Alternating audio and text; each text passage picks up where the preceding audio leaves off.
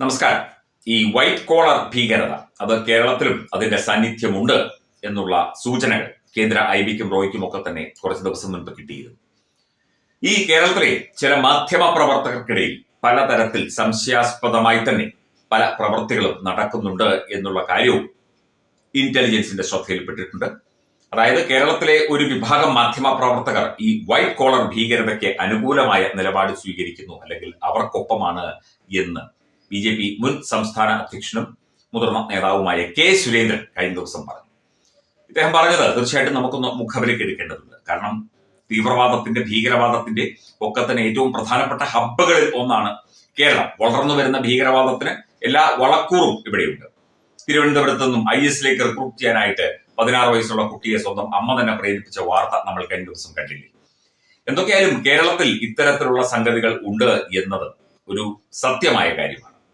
ഇവിടെ മാധ്യമങ്ങൾ, പല മാധ്യമങ്ങളും ഈ ഡൽഹി സ്ഫോടനവുമായി ബന്ധപ്പെട്ടും ഇവിടുത്തെ ഭീകരവാദ പ്രവർത്തനങ്ങളുമായി ബന്ധപ്പെട്ട പല വാർത്തകളും തമസ്കരിക്കുകയോ അല്ലെങ്കിൽ വളച്ചൊടിക്കുകയാണ് ചെയ്യുന്നത് പതിവ്. നമ്മൾ ചാനലിന്റെ പേരൊന്നും പറയുന്നില്ല. പിന്നെ ഇത്തരത്തിൽ തട്ടിപ്പുകളും വെട്ടിപ്പുകളും നടത്തുന്ന ചാനൽ മുതലാളിമാരെ പറ്റി നമ്മൾ കേട്ടിട്ടില്ലേ? അത് പറയണം. മുട്ടിൽ മരമുറി കേസിൽ കോടികളുടെ മരം വെട്ടി പാവപ്പെട്ട ആദിവാസികളെയും കർഷകരെയും പറ്റിച്ച് സർക്കാരിനെ സ്വാധീനിച്ച് കോടികൾ തട്ടിയെടുത്ത അഗസ്റ്റിൻ സഹോദരന്മാർ, അതിന്റെ പ്രധാനി ആന്റോ അഗസ്റ്റിൻ, അയാളാണ് റിപ്പോർട്ടർ ടിവിയുടെ മാനേജിംഗ് എഡിറ്റർ. അയാളെ ആദ്യം 24-ൽ ഇരുന്ന് കുറ്റം പറഞ്ഞ ഡോക്ടർ അരുൺകുമാർ, മൊട്ട അരുൺ എന്ന് നമ്മൾ വിളിക്കുന്ന ഇദ്ദേഹം അധ്യാപകനായിരുന്നു. ഒരു അധ്യാപകന് ചേരാത്ത രീതിയിലുള്ള പ്രവർത്തനമാണ് ഈ മാധ്യമ പ്രവർത്തനത്തിലൂടെ അരുൺകുമാർ ചെയ്തുകൊണ്ടിരിക്കുന്നത് എന്നുള്ള ഒരു എളിയ അഭിപ്രായം പറഞ്ഞു എന്നേ ഉള്ളൂ. കാരണം 14 വർഷമായിട്ട് മാധ്യമ പ്രവർത്തന രംഗത്തൊക്കെ നിൽക്കുന്നവരാണ് നമ്മളെപ്പോഴുള്ള ആളുകൾ. നമുക്കറിയാം എന്താണ്. അപ്പം പണത്തിനു വേണ്ടി എല്ലാ കള്ളന്മാരെയും, അതിപ്പോൾ മുതലാളിമാരാകട്ടെ ആരുമാകട്ടെ, എല്ലാ കള്ളന്മാരെയും വെള്ളപൂശാനും ന്യായീകരിക്കാനും ഒക്കെ അരുൺകുമാർ തുനിഞ്ഞിറങ്ങുകയാണ്. അതുപോലെ പല വിഷയങ്ങളിലും ഈ തീവ്രവാദം അല്ലെങ്കിൽ മതഭീകരവാദം, മതപരിവർത്തനം, അങ്ങനെയുള്ള വിഷയങ്ങളിൽ, ലവ് ജിഹാദ് തുടങ്ങിയ വിഷയങ്ങളിലൊക്കെ പല മാധ്യമങ്ങളും സ്വീകരിക്കുന്ന നിലപാടുകളൊക്കെ തന്നെ പലപ്പോഴും രാജ്യവിരുദ്ധമാണ്, അല്ലെങ്കിൽ ഇവിടുത്തെ ഹൈന്ദവ സമൂഹത്തിന് വിരുദ്ധമാണ്. കെ സച്ചിദാനന്ദനെ അറിയില്ല, അദ്ദേഹം കഴിഞ്ഞ ദിവസം പറഞ്ഞത് കേട്ടില്ല. അദ്ദേഹത്തിന് പിണറായി വിജയന്റെ കയ്യിൽ നിന്ന് ചിലപ്പോൾ സമ്മാനങ്ങൾ കിട്ടിയേക്കും. ഇവിടുത്തെ ഹൈന്ദവ സംസ്കാരത്തിനെതിരെ തന്നെ താൻ നിലകൊള്ളും എന്നാണ്. അദ്ദേഹത്തിന് അവാർഡുകൾ കിട്ടുമായിരിക്കും. ശ്രീകുമാരൻ തമ്പിക്ക് കവിത എഴുതാൻ അറിയില്ല എന്ന് പറഞ്ഞ ആളാണ് സച്ചിദാനന്ദൻ. അപ്പം ഇതുപോലെയുള്ള ആളുകളെ ബൂസ്റ്റ് ചെയ്യുക, അതിനൊക്കെ വലിയ പ്രാധാന്യം, സച്ചിദാനന്ദന്റെ പ്രസ്താവനയ്ക്കൊക്കെ വലിയ പ്രാധാന്യമാണ് മാധ്യമങ്ങൾ നൽകുന്നത്. അതുപോലെ രാഹുൽ ഗാന്ധിയുടെ പ്രസ്താവനകൾക്ക് ഒക്കെ തന്നെ വലിയ പ്രാധാന്യം നൽകുന്നു.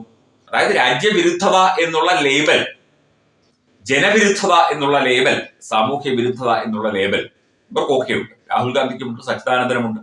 അതുപോലെ വേടൻ എന്ന് പറയുന്ന ഒരു പയ്യൻ, അവൻ ഇത്തരത്തിലുള്ള ഈ സംഘപരിവാർ വിരുദ്ധതയാണ് പറഞ്ഞുകൊണ്ടിരിക്കുന്നത്. അങ്ങനെ പറഞ്ഞുകൊണ്ടിരുന്നാൽ അവന് വലിയ ഒരു ബൂസ്റ്റ് കിട്ടും എന്നാണ് ആ വേടൻ എന്ന് പറയുന്ന വ്യക്തി വിചാരിച്ചിരിക്കുന്നത്.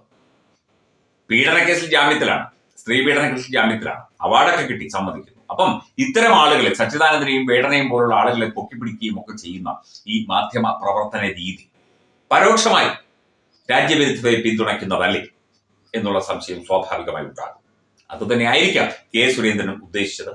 മാധ്യമ പ്രവർത്തനം എന്നുള്ളത് ഒരു മൂടുപടം, അല്ലെങ്കിൽ മാധ്യമ പ്രവർത്തനം എന്നുള്ളത് ഒരു പുറമോടി, അതിനകത്ത് പ്രവർത്തിക്കുന്ന രീതികളും കാര്യങ്ങളും അത് നമുക്ക് പെട്ടെന്ന് നോക്കുകയാണെങ്കിൽ രാജ്യവിരുദ്ധം ആണെന്ന് പറയാൻ പറ്റില്ല. പക്ഷേ അതിനകത്തൊക്കെ തന്നെ രാജ്യവിരുദ്ധത ഒളിഞ്ഞിരിപ്പുണ്ട്.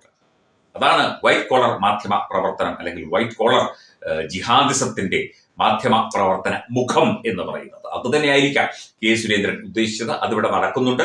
വ്യക്തമായി തന്നെ ഒരു അജണ്ട അവർ സെറ്റ് ചെയ്യുന്നുണ്ട്, പ്ലാൻ ചെയ്യുന്നുണ്ട്, നടപ്പിലാക്കുന്നുണ്ട്.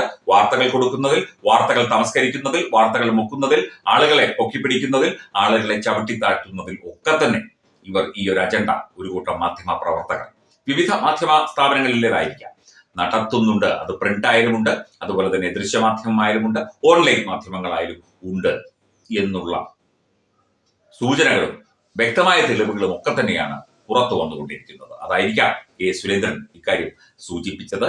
അപ്പം ജനങ്ങൾ കരുതിയിരിക്കുക. രാജ്യവിരുദ്ധത പല വേഷത്തിൽ, പല രൂപത്തിൽ ഇങ്ങനെ എത്തിക്കൊണ്ടിരിക്കുകയാണ് പലരുടെ കൈകളിലൂടെ. അതിലൊന്നു മാത്രമാണ് ഈ വൈറ്റ് കോളർ മാധ്യമ പ്രവർത്തകർ, അതുപോലെ വൈറ്റ് കോളർ മറ്റ് ജോലികൾ ചെയ്യുന്നവരൊക്കെ തന്നെ.